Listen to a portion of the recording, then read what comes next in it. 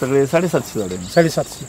मग त्यापैकी 750 झाडांमध्ये तुमचा 17 टन माल निघाला. आणि वर्ष तिसरं आहे आता. म्हणजे दुसरं होतं मागच्या वर्षी. मागच्या वर्षी दुसरं होतं. पहिल्या वर्षी 15 टन माल निघाला. 15 टन निघाला. मागच्या वर्षी 17 टन. 17 टन निघाला.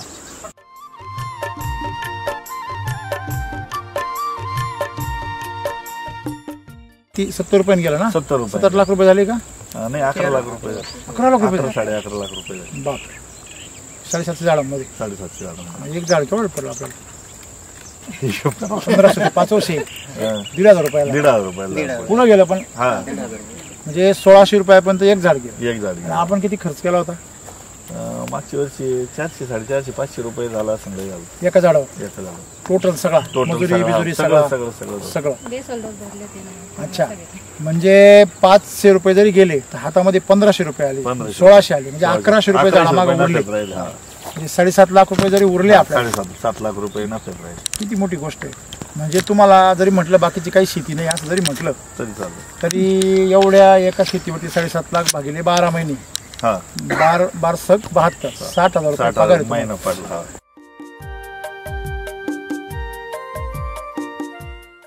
आणि तुमच्याकडे सर्वात मोठी समस्या आहे जशी आपण एवढ्या ड्रोन मधून पाहिली का तुमच्या शेजारी महारोग आहे. पलीकडून. बरोबर आहे. मग ती तुमच्या मागच्या वेळेस जसं तुम्ही म्हटले 2 टन माल तुमचा तो बसका निघाला तो त्या सगळ्या फळमाशीमुळे. यांच्याकडे एवढा नायट्रोजन होता तेव्हा त्यांना म्हटलं की फळमाशी तुम्हाला त्रास देणार आहे. कारण तुमची जमीन काळी जमीन आहे. काळी जमीन आणि पाणी धरून ठेवते. आणि तुमच्याकडचं पाणी त्यावेळेस पाहिलं आपण प्रचंड खराब आहे. खराब पाणी. म्हणजे असं समजा की तुम्ही एकदम अशा आपण जसं म्हणतो ना की अतिशय घातक अशा भागामध्ये जाऊन तुम्ही सुरक्षित काहीतरी कमवलंय. आहे ना सर. आम्ही टाकलं ना दूध फुटतं. दुधात पण नाही टाकावं इतकं खराब पाणी आमचं.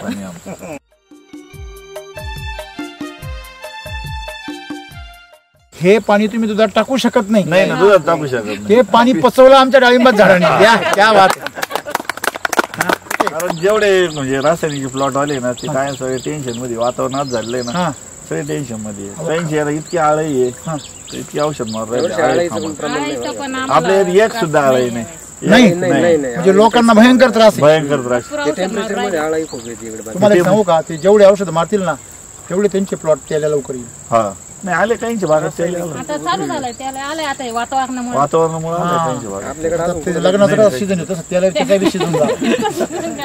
शेतकऱ्यांना हे कळलं पाहिजे का ते ज्या आता फवारे मारू राहिले ज्या रोगांसाठी ते रोग जाईल एखाद्या वेळेस. तो कीड पण जाईल पण त्याला येईल. मग मला सांगा तुमच्या औषधांनी जर एक रोग जाऊन जर दुसरा येत असेल आणि तो त्याच्यापेक्षा बाप येत असेल तो पहिला रोग परवडला ना. हा बरोबर. किडीनं खराब झालेलं परवडेल का त्याला फुटलेलं परवडेल? नाही किडीनं खराब झाली. पण किडीनं पण का खराब होऊन द्यायचं हा बी प्रश्न आहे. का खराब होऊन द्यायचं? कारण आम्हाला सवय लागल्या केमिकल आमशिवाय आमचं जमत नाही.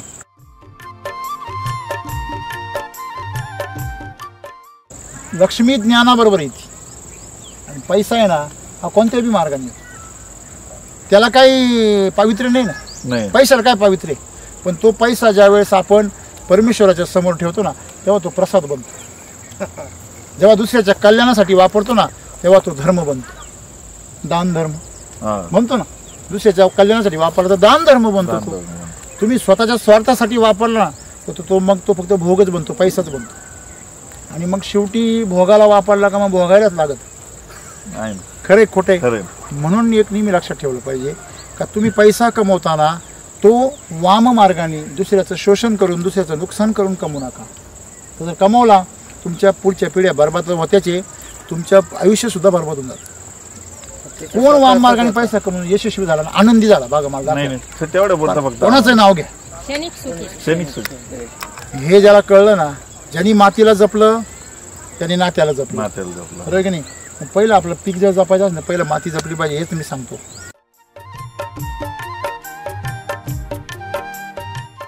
हा घरी काय घेतलं? ट्रॅक्टर घेतलं. ब्लोअर घेतला. ट्रॅक्टर घेतला. बर बर. पा शेतकरी परत शेतीमध्ये गुंतवणूक करतो आहे की नाही. रासायनिक केल्यावर टेन्शन जे राहतं ना ते टेन्शन नाही राहत. बिलकुल नाही अजिबात. म्हणजे आता रिलॅक्स त्याच्यामुळे सगळं अंगी लागत अन्न वगैरे. जेवण कमी केलं तर तब्येत होत राहील. काय वाद आहे. काय वाजलं पाहिजे एक टाइम कोण जेवण खातो आता. केमिकल शिवाय बाग होऊ शकते हे शिकायला भेटलं. शकते बरोबर आहे. आपण केलंच ना. आणि वैदिक करत असताना म्हणजे केमिकल वापरल्यावर काय होतं ते बी शिकायला ते पण शिकायला भेटलं मागच्या वर्षी. बरं. आपण मागची विजिट केली त्यावेळेस साधारणतः कोणत्या महिन्यामध्ये केली होती? जुलैमध्ये केली. जुलैमध्ये. प्लॉट हार्वेस्टिंगला किती दिवस बाकी होते? 1 महिना बाकी होता. 1 महिना बाकी होता. म्हणजे आता महिना कोणता आहे? आता मे चालू आहे. म्हणजे वाटतं 18 मे 19 मे 19 मे. म्हणजे जुलै मे जून जुलै 10 महिने झाले. 10 महिने झाले. ओके. म्हणजे आता ह्या प्लॉटला 10 महिन्यापूर्वी तो प्लॉट म्हणजे हार्वेस्टिंग जवळ आलेला होता. त्याच्यानंतर किती दिवसांनी हार्वेस्टिंग केली तुम्ही? 15-1 दिवसांनी केली. त्यानंतर तुम्ही येऊन गेला. ओके. म्हणजे त्यावेळेस हार्वेस्टिंग केलं किती माल निघाला एवढ्या प्लॉटमध्ये? 17 टन माल. म्हणजे मागचीच विजिट आपण कंटिन्यू करू पुढे. हा. किती झाडं त्यावेळेस? किती झाडं होते? सगळे 750 झाडे. 750. मग त्यापैकी 750 झाडांमध्ये तुमचा 17 टन माल निघाला. आणि वर्ष तिसरं आहे आता. म्हणजे दुसरं होतं मागच्या वर्षी? मागच्या वर्षी दुसरं होतं. पहिल्या वर्षी 15 टन माल निघाला. 15 टन निघाला. मागच्या वर्षी 17 टन. 17 टन निघाला. म्हणजे 2-1 टन आहे ना आपला बसका झालता ना ते. नाही आपल्या भागामध्ये ह्या भागामध्ये विशेष करून डाळिंब निघतच नाही. निघतच नाही. तेव्हा तो किती टन निघाला याला फार महत्व नाहीच रे. तुम्ही निघाला याला महत्व आहे. कारण ज्यावेळेस आम्ही इथून गेलो तर साऱ्या रस्त्याने आम्ही पाहिलं लोक डाळिंब सगळी गायांना खाऊ लागले.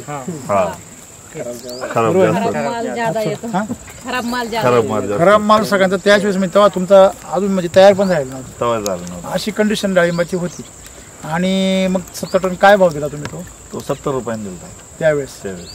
17 वर्ष होता का? किती होता आपला? 11 टन गेला. बर. नंतरच्या टप्प्यात 6 टन. अच्छा. म्हणजे साधारणतः असं म्हणायचं किती? 70 रुपयाने गेला ना? 70 लाख रुपये झाले का? नाही, 11 लाख रुपये. 11 लाख रुपये? 11.5 लाख रुपये. बाप. 750 झाडांमध्ये. 750 झाडांमध्ये. एक झाड केवढं पडलं आपल्याला?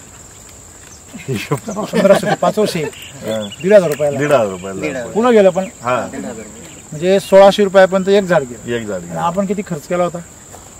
मागच्या वर्षी 400-450 रुपये झाला असं एका झाडावर. टोटल सगळा मजुरी बिजुरी सगळं. अच्छा. म्हणजे 500 रुपये जरी गेले तर हातामध्ये 1500 रुपये आले. 1600 आले. म्हणजे 1100 रुपये झाडामागे उरले. म्हणजे 7.5 लाख रुपये जरी उरले आपल्याला. 7 लाख रुपये नफ्यात राहिले. किती मोठी गोष्ट आहे. म्हणजे तुम्हाला जरी म्हटलं बाकीची काही शेती नाही असं जरी म्हटलं तरी एवढ्या एका शेतीवरती 7.5 लाख भागिले 12 महिने 12 सक 72 60,000 रुपये पगार महिना पडला. बरोबर. तेवढा पगार बसतो. लोक म्हणताना नोकरी श्रेष्ठ आहे की नाही? नोकरी व्हायलाच पोरगी देईल. त्याने अभ्यास करा. इंजिनियर भेटले ना मग त्यावेळेस शेतकरी केले. तुमचे इंजिनियर झालेलं आहे ना? मग म्हणजे त्यावेळेस तुम्ही शेतकरी केले पण इंजिनियर पेक्षा जास्त पगार.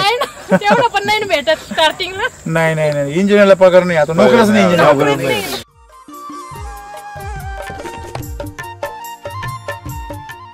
आज तुम्ही या भागामध्ये लोकांनी दम तोडला. तज्ञ माणसं थकले आणि सगळे पैशावाले पण थकले. खर्च करून थकले. तज्ञ माणसं उपचार करून थकले. आणि तुमच्याकडे सर्वात मोठी समस्या आहे जशी आपण एवढ्या ड्रोन मधून पाहिलं का तुमच्या शेजारी महारोग आहे. बरोबर आहे. मग ती तुमच्या मागच्या वेळेस जसं तुम्ही म्हटले 2 टन माल तुमचा तो बसका निघाला तो त्या सगळ्या फळमाशीमुळे. यांच्याकडे एवढा नायट्रोजन होता तेव्हा त्यांना म्हटलं की फळमाशी तुम्हाला त्रास देणार आहे.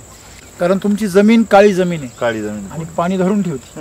आणि तुमच्याकडचं पाणी त्यावेळेस पाहिलं आपण प्रचंड खराब आहे. खराब पाणी. म्हणजे असं समजा की तुम्ही एकदम अशा आपण जसं म्हणतो ना की अतिशय घातक अशा भागामध्ये जाऊन तुम्ही सुरक्षित काहीतरी कमवलंय.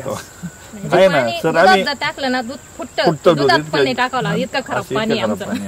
म्हणजे मला तेच सांगायचंय तुम्हाला की हे पाणी तुम्ही दुधात टाकू शकत नाही. दुधात टाकू शकत नाही. ते पाणी पचवलं आमच्या डाळिंबात झाडांनी.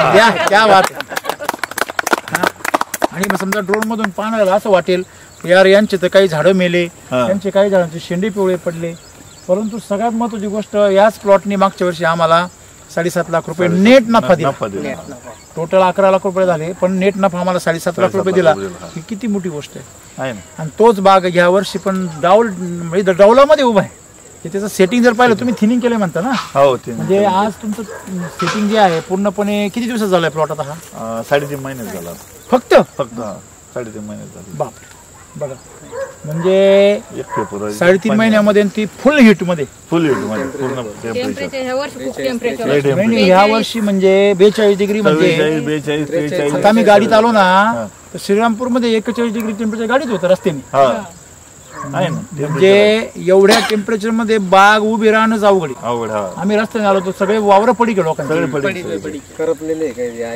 जे आहे ना बाग सगळे पिवळे पानं झालेले आहेत पूर्ण टोटल पिवळे पाणी असं त्याच्यानंतर वातावरण तसं आणि जमीन प्रतिकूल अशा जमिनीमध्ये डाळिंब आता खाली जर पाहिलं ते भेगा पडल्या पूर्ण काळी जमीन टोटल म्हणजे कॉटन ब्लॅक सॉइल पूर्ण 50 फुटावर मुरुम आहे आम्हाला. मग डीप सॉइल म्हणल्यावरती या जमिनीमध्ये डाळिंब उभेच नाही राहायला पाहिजे. सर ते लोक काय म्हणायचे इथे येणारच नाही काय खरं आहे त्यांची चांगल्या जमीन नाही आली तर लावला त्यावेळेस सगळ्यांनी म्हणजे केलं बोगस पैसा घालून राहिले म्हणे काहीतरी म्हटलं जाऊन द्या जे होईल ते आम्हाला करून बघायचंय. मग त्यावेळेस तुम्ही उडी मारली होती SCT मधून वैदिक मध्ये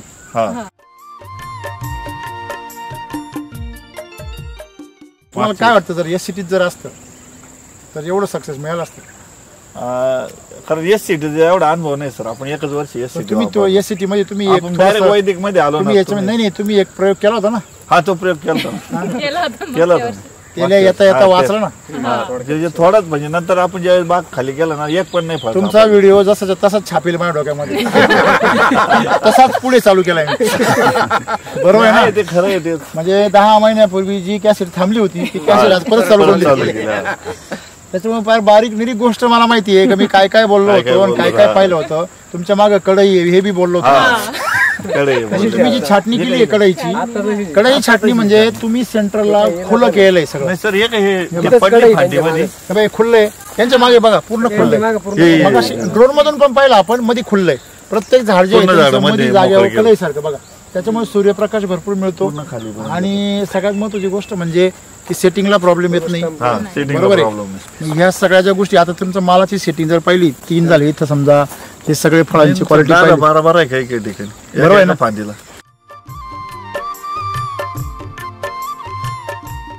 ऋषी मुनींच्या काळामध्ये ज्यावेळेस शेती करायचे लोक किंवा ज्यावेळेस जगायचे त्यावेळेस ऋषी सांगायचे किंवा स्वामी समर्थ असतील किंवा साईबाबा असतील आहे की नाही हे संत मंडळी सांगायची का तू चुकीच्या मार्गाने जाऊ नको. बाळू मामा सांगायचे का तू चुकीच्या मार्गाने जाऊ नको. तो काय होईल तुला त्याची प्रचिती येईल शिक्षा भेटेल.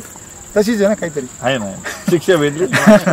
मग ती येते ह्या वर्षी तुम्हाला गॅरंटी आली की वैदिक म्हटल्यावर नो टेन्शन वाटतंय का? नाही नो टेन्शन मध्ये असं आहे होते. कारण जेवढे म्हणजे रासायनिक प्लॉट आले ना ते काय सगळे टेन्शन मध्ये वातावरणात झालंय ना सगळे टेन्शन मध्ये. त्यांची इतकी आळी आहे इतकी औषध मार आपल्या एक सुद्धा आळी नाही म्हणजे लोकांना भयंकर त्रास.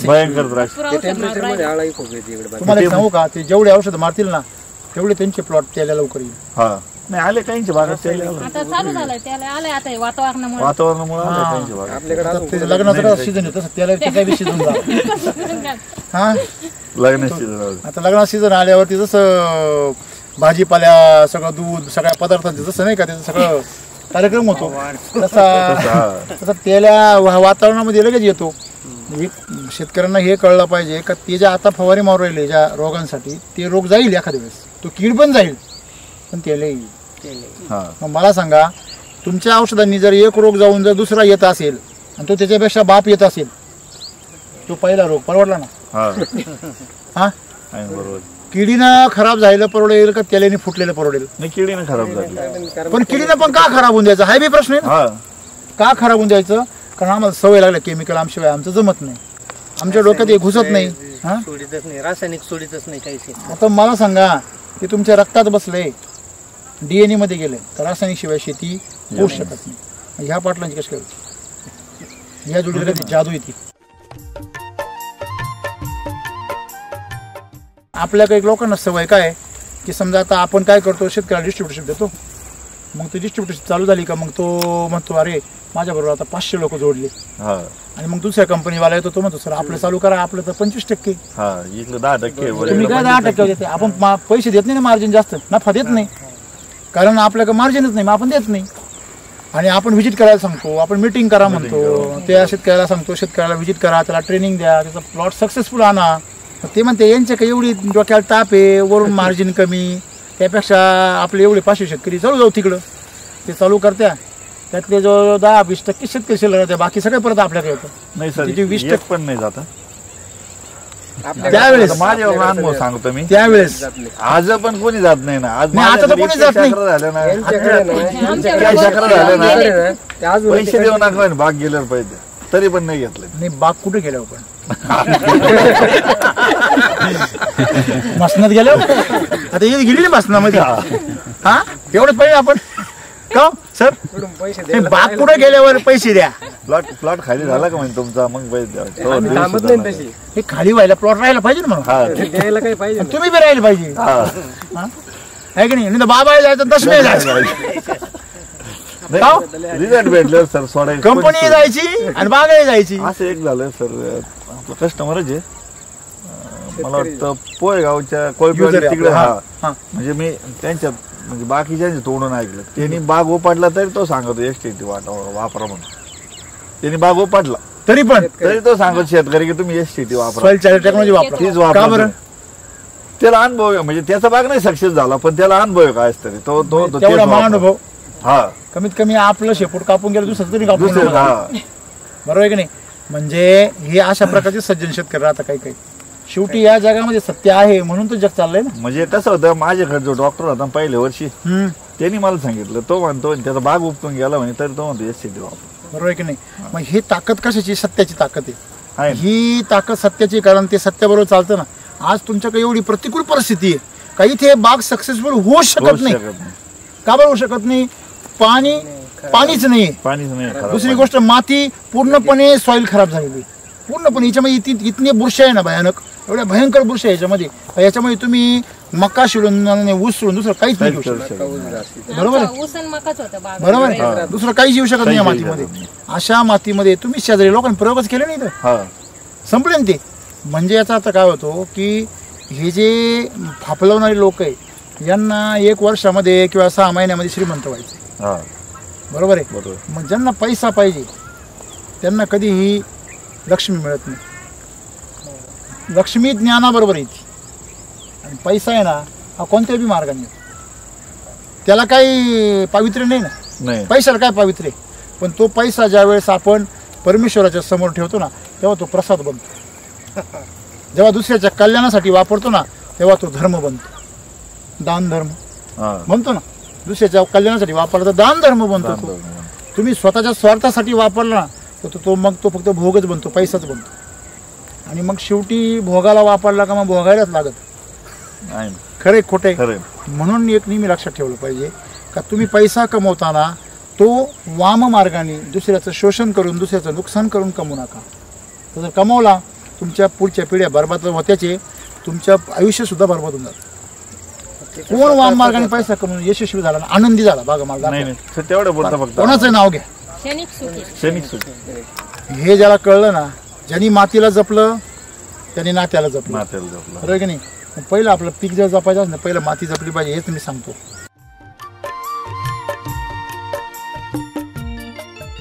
पैसे झाले, मग पुढे काय केलं? पुढे बेसल डोस भरला. हा, घरी काय घेतलं? ट्रॅक्टर घेतलं सर, ब्लोअर घेतला, ट्रॅक्टर घेतला. बर बर. पहा, शेतकरी परत शेतीमध्ये गुंतवणूक करतो आहे की नाही. बर, मग ब्लोअर घेतला, ट्रॅक्टर, किती पैसे गुंतवले त्याच्यामध्ये? 5 लाख रुपये. बर, नंतर काय केलं? पुढे काय केलं? पुढे काय नाही, मग हे आपलं बेसल डोस घरीच वापरले, बाकी पैसे गुंतवले. घरीच वापरले. ओके. आणि मग नंतर याला बेसल डोस भरला, रेस्टचा भरला. किती भरला होता आपण त्यावेळेस? डायरेक्ट 50 गोण्या आणल्या. अच्छा, 3-3 किलो. 6-6 किलो. 6-6 किलो आणलं. 2 एकर. अच्छा, 2 एकर. मग आता जर कंडिशन पाहिली तर रेस्टला डोस भरला. रेस्टला कधी भरला? मग तो प्लॉट खाली होय, म्हणजे आपला पहिला प्लॉट खाली झाला ना, सप्टेंबरच्या पहिल्याच आठवड्यात भरला. सप्टेंबरचा प्लॉट आहे ना, नंतर खाली केला आपण. नंतर जे फळ आधी डोस भरला. पहिला गेला की डोस भरून टाकला. अच्छा, माल मग नंतर तोडायच्या अगोदर? नाही, पहिला तोडा झालता, लगेच तोडायचा राहिला ना. त्याचा काय फायदा वाटला तुम्हाला? मग तो नंतर जो माल फास्ट फुगला. काय साईज निघाली मागच्या वेळेस? साईज 400, 450, 500 पर्यंत गेलो. काय बात करता? हा गेलते ना काही. बेसल डोस झाला त्यावेळेचा, हा त्याच्यानंतर परत कधी भरला मग? परत आपण म्हणजे छाटणी झाली आणि लगेच कधी भरला. छाटणी केली याची? तिची जानेवारी 25 जानेवारी. म्हणजे तुम्ही सप्टेंबरला पूर्ण हार्वेस्टिंग झाली तुमची. हा ऑक्टोबर नोव्हेंबर डिसेंबर जानेवारी, जानेवारी. हा म्हणजे 4 महिने तुमचा तो बेसल डोस होता. हा त्याच्यात तुम्ही जानेवारीमध्ये जानेवारी छाटणी केली. पाणीगळ किती तारखेला झाली? पानगळ 28 तारखेला केली लगेच केली. म्हणजे नाही अगोदर केली पानगळ 22 तारखेला केली 22 जानेवारीला. बर. आणि 25-26 जानेवारीला म्हणजे छाटणी तो केली. त्यावेळेस गेला. मग हा. पहिलं पाणी पहिलं पाणी 1 तारखेला 1 फेब्रुवारी. 1 फेब्रुवारीला. हा. फेब्रुवारी, मार्च, एप्रिल, मे. म्हणजे तुम्हाला पहिला डोस झाला, त्याने दुसरा डोस अजून टाकलाय का? दुसरा डोस टाकला ना. कधी टाकला मग तो? तो आहे ना नाही फेब्रुवारी मध्ये 10 फेब्रुवारीला टाकला. लवकर झाला मग. नाही 10 मार्चला टाकला. हा 1 महिना 10 थोडासा मार्चला. आपण मी आलं सेटिंग होऊन देऊ पण मग फुलच नाही मार्च. 1 महिनाभर. एप्रिल मे आता डोस टाकून 2 महिने 2 महिने होऊन आणि 10 दिवस झाले आता वर. अच्छा, म्हणजे तो 2 महिने दिवसात. नाही होऊन द्यायला पाहिजे. नाही मग काय आलं सर RMPH ची सिलाची ट्रीटमेंट आता कधी केली केली? चालू आहे अजून म्हणजे निम्म टाकलं टाकले तिकडं. परवा. याचं राहिलंय. काल जमलं नाही आज तुम्ही येणार होते मग निम्म आहे शिलाची अजून तसं. ट्रीटमेंट करताना आहे ना, आधी बेसल डोस टाकायचा ना, मग शिलाची ट्रीटमेंट करायची. पण काय आलं सर इथे आहे ना ते पक्षी हा चित्तर पक्षी हा. ते सगळं उचकून टाकिलं म्हणजे ते जे काय आपण झालं? म्हैसूर टाकलेले ना सगळं बास होतं कोंबडी गांडूळ, बिंडूळ. हा सगळं खाऊन घेतात. 5 वर्षामध्ये काय खायला? गांडूळसाठी ते आहे ते ना. गांडूळ होते ना तयार आपले ते मग उचकून शिलाची टाकले. तो ठेवणार तुम्ही आता? हा, मग शिलाची करू म्हणलं आणि पाऊस चालू झाला का मग ते त्रास नाही देत. अच्छा, आता उन्हाळा मग शिलाची 2 ट्रीटमेंट करा ना. आता कोणती RNPH दिली का? RMPH अच्छा, काय काय घेतलं, कसं घेतलं? RMPH 5-5 पुढे आणले सगळे म्हणजे 600 ग्रॅमची 600 ग्रॅमचे 5 6 5 3 किलो. हा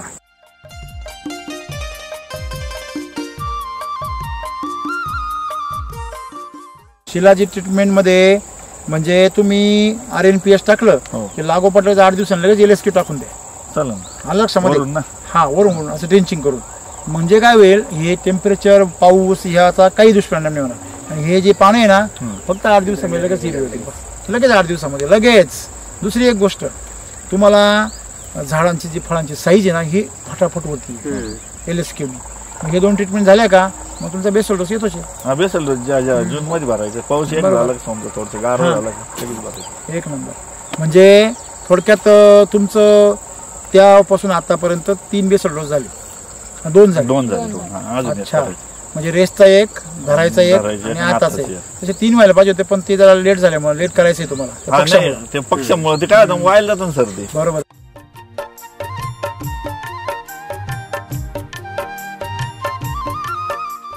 हा रासायनिक केल्यावर टेन्शन जे राहतं ना ते टेन्शन नाही राहत बिलकुल नाही. अजिबात नाही. म्हणजे आता रिलॅक्सेबल. रिलॅक्स त्याच्यामुळे सगळं अंगी लागत, अन्न वगैरे दूध. जेवण कमी केलं तर तब्येत होत राहील. काय बात आहे, काय वाजलं पाहिजे याच्याबद्दल. एक टाइम पूर्ण जेवणही खातो आता. मालाची फळधारणा जी आहे ते असला तो छाटणीला थोडं टेन्शन मध्ये आलं सर. का बरं? त्यांच्याकडे नेमके जे गडी होते का, जे होते ना ते नाही आले दुसरे नंतर नाही मला दिले. फोन केला मग म्हणलं आमच्या तिकडे देतो मी. हा. ते रेग्युलर 10-15 वर्षापूर्वीचे म्हणजे गडी आहे. बरोबर आहे. त्यांनी थोडं दाबून मारली छाटणी. म्हणजे अच्छा. जास्त टेन्शन हे म्हणजे आता याला सगळे शेंडे- माल काळी गेली निघून, हा? माल काढी गेली जाड जाड ते हा, नाही, नाही, झाड आता काडीवर समजा तुमची जमीन काळी आहे ना, हा काळ्या जमीन तुम्ही जर जास्त जर हार्ड छाटणी केली ना तर शूटच निघणार. शूटच निघले याला मग म्हणलं काही सुरुवातीला. टेन्शन घेऊ नका. आपले डायरेक्ट RNPH आणि बेसल डोस आहे बिंदास. पण काय निघाली माहिती तुमचा माल हा. का बरं निघाला सांगा. नंतर काय आलं सर 30-35 दिवस आहे ना एक फुल नव्हतं याला. मी तुमचे तो बता आहे का त्यांना फोन केला. बर. मग ते म्हणे शिलाची ट्रीटमेंट करा म्हणे. बरं. आणि मी डोसा आणून ठेवला होता. मी टाकेल नव्हतं. आपण थोडं दमण टाकू बाईला सेटिंग झालं टाकू. हा. ते म्हणे पहिली हे करा म्हणे डोस भरा पाहिला हा.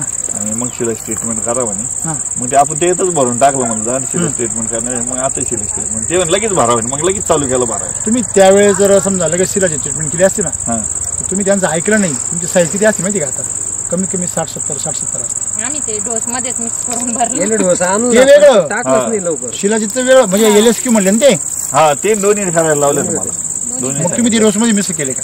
हा ते मग डोस मध्ये काय काय मिक्स केलं? RNPH RMPH च होतं. LSQ नाही दिलं नाही, ना. नाही, तुम्ही LSQ जर दिला असता डोस मध्ये हा, हा. तरी तुम्हाला रिझल्ट भेटला पहिल्या बेसल डोस मध्ये. हा काय होतं आपण एक लक्षात ठेवायचं, आम्ही त्यावेळेस तुम्हाला काय बोललो होतो, जेवढे पैसे होतील ना त्याचे 25% पैसे परत बागायला द्या.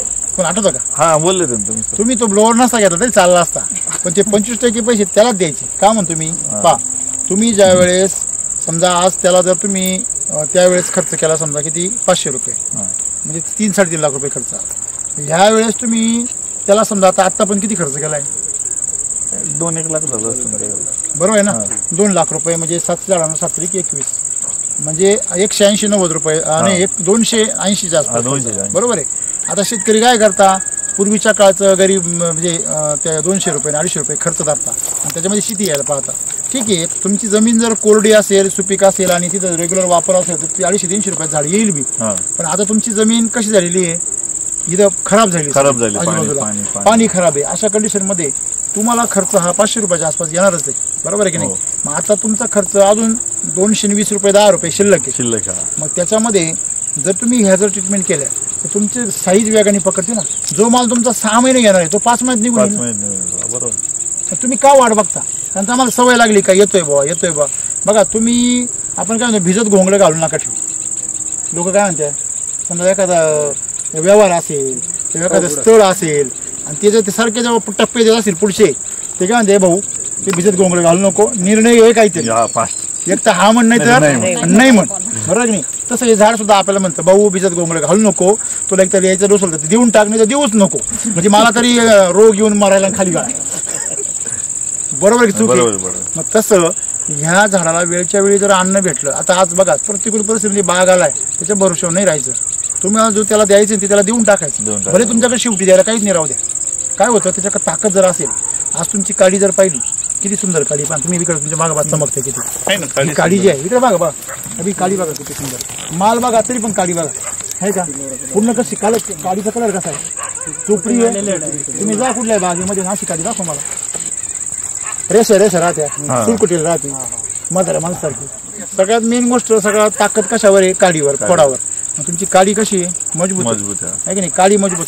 पान आहे ना, अजून 10-15 दिवसापूर्वी ना पूर्ण असे काळो फेर होते पूर्ण. आता जास्त टेम्परेचर मुळे थोडीशी झाली. टेम्परेचर मुळे नाही गेली, त्याच्यामधलं पेट्रोल संपला. पूर्ण काळो. तुमचं म्हणणं काय आहे, सूर्याने यायचंच नाही, उगवायच नाही.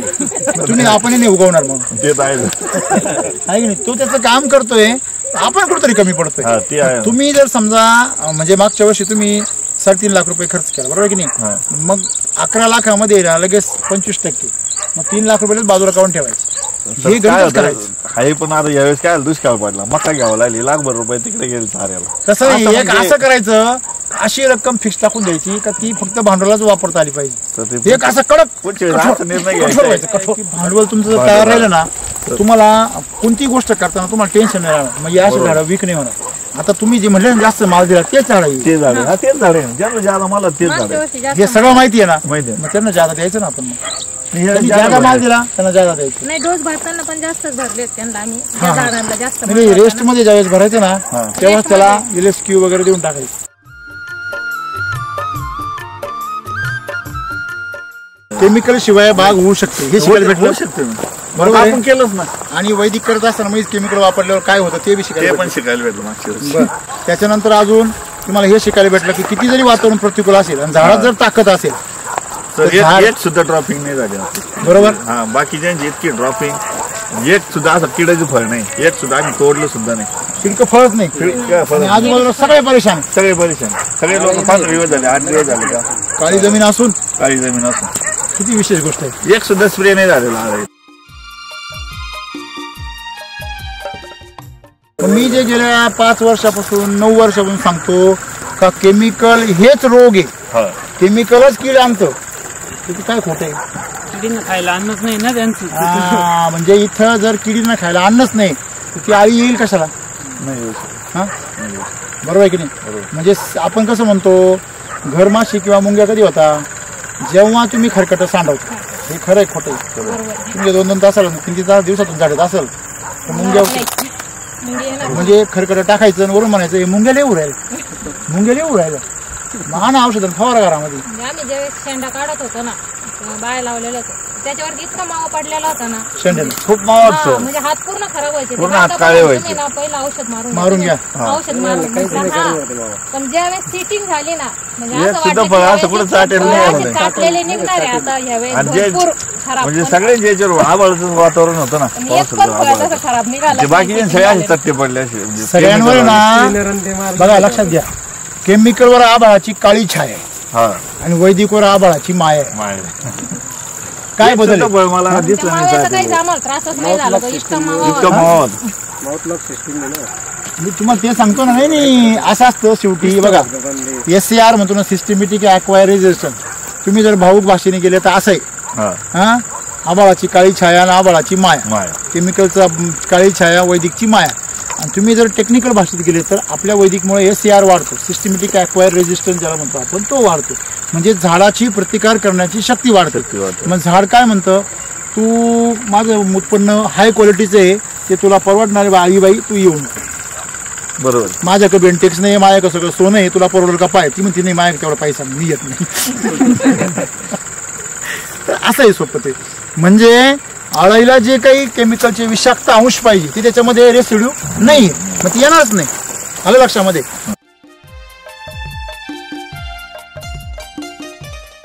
एक नंबर वाला व्यापारी कधी नेत नाही कधीच नाही बदल्या मालाचा व्यापारी काय राहतो वेगळा राहतो हॅलो का हो बदल्या मालाचा व्यापारी काय राहतो वेगळा वेगळा राहतो आणि एक नंबर मालाचा वेगळा वेगळा तशी आळई ही बदल्या मालाची व्यापारी कळलं का तुम्हाला तुमच्याकडे बदला मालच नाही ते येणार कसं काय त्याला एक नंबर माल परवडत नाही कळलं तुम्हाला हा मग असं आहे भाकर ताजी असली ना तर आपण का खातो कारण आपल्याकडे ती पचवण्याची ताकद आहे ती बुरशीकडं ती ताजी भाकरी पचवण्याची ताकद नाही ती येऊ शकत नाही बुरशी त्याच्यावर असं आहे ताज्या भाकरी माशी पण नाही बसत का नाही बसत. तर तिला घाण लागत बरोबर की नाही तुमच्या झाडात जर काही विषारीपणा असेल काही कमजोरी असेल तरच अळी येणार आहे आणि मग तुमच्या भागात अळी त्याच्यामुळे नाही आली बरोबर आहे